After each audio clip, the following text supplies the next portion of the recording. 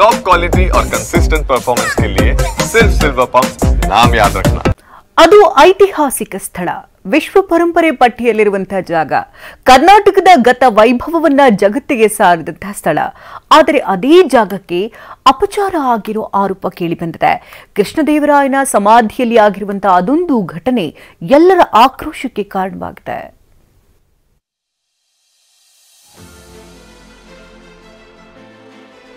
ಕೃಷ್ಣದೇವರಾಯ ವಿಜಯನಗರ ಸಾಮ್ರಾಜ್ಯದ ಗತ ವೈಭವವನ್ನ ವಿಶ್ವಕ್ಕೆ ಸಾರಿದ ಅರಸ. ಬಂಗಾರವನ್ನೇ ಬೀದಿಯಲ್ಲಿ ಮಾರಾಟ ಮಾಡಿಸಿದ ದೊರೆ.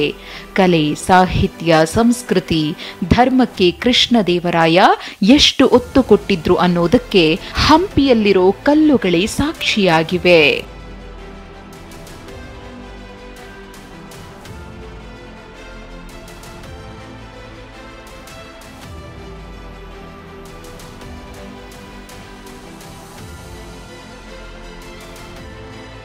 ವಿಷಯ ಅಂದ್ರೆ ಹಂಪಿಯ ಗತವೈಭವಕ್ಕೆ ಕಾರಣವಾಗಿರೋ ಕೃಷ್ಣದೇವರಾಯನ ಸಮಾಧಿಗೆ ಅಪಚಾರ ಮಾಡಿರುವುದು ಗೊತ್ತಾಗಿದೆ.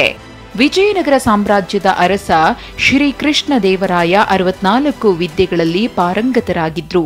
ಹೀಗಾಗಿ ಕೃಷ್ಣದೇವರಾಯರ ಸಮಾಧಿಯನ್ನ 64 ಕಂಬಗಳಿಂದ ರಚನೆ ಮಾಡಲಾಗಿದೆ. ಇದೇ ಐತಿಹಾಸಿಕ ಮಂಟಪದಲ್ಲಿ ಮಾಂಸ ಶುದ್ಧೀಕರಣ ಮಾಡಲಾಗಿದೆ.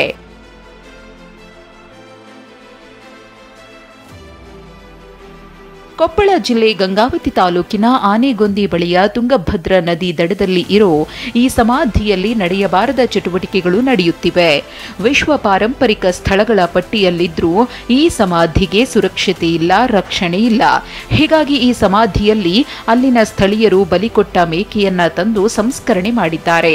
ಈ ಮಾಂಸ ಸಂಸ್ಕರಣೆ ಮಾಡೋ ವಿಡಿಯೋವನ್ನ ಅಲ್ಲಿ ನೆರೆದಿದ್ದವರೇ ಸೆರೆ ಹಿಡಿದಿದ್ದು ವೈರಲ್ ಆಗಿದೆ.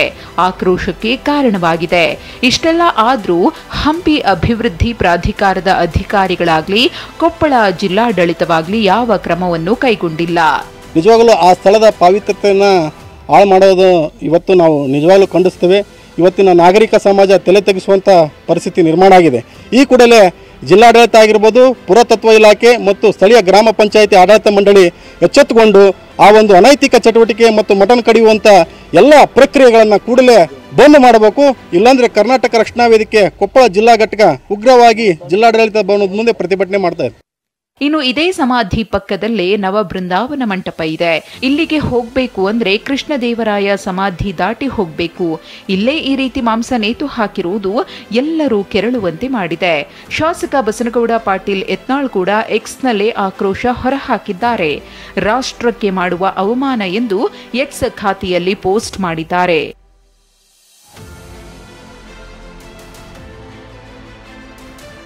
ಹಂಪಿಯ ಕಲ್ಲಿನ ಬಗ್ಗೆ ಜನರಿಗೆ ಧಾರ್ಮಿಕ ಭಾವನೆ ಇದೆ.